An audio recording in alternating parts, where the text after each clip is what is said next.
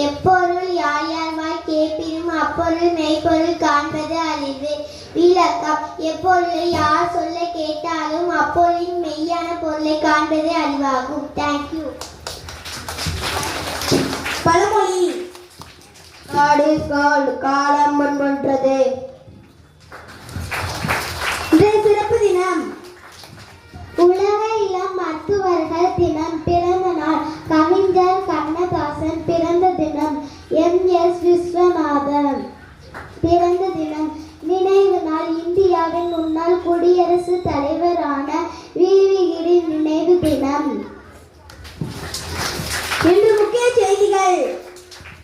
அனைவருக்கும் வணக்கம். இன்றைய முக்கிய செய்திகள்: ஐந்தருவில் விழுந்த பாம்பால் பரபரப்பு, சுற்றுலா பயணிகள் அதிர்ச்சி, குற்றாலத்தில் சீசன் களைகட்டிய நிலையில் அனைத்து அருவிகளிலும் தன்னை ஆர்ப்பரித்து கொட்டிருக்கிறது. மேற்கு தொடர்ச்சி மலையில் பெய்த மழையின் காரணம் ஐந்தருவியில் நீர்வரத்து அதிகரித்தது. சாரை பாம்பு விழுந்து இதனால் சுற்றுலா பயணிகள் அதிர்ச்சி அடைந்தனர். அங்கும் இங்கும் ஓடினர்.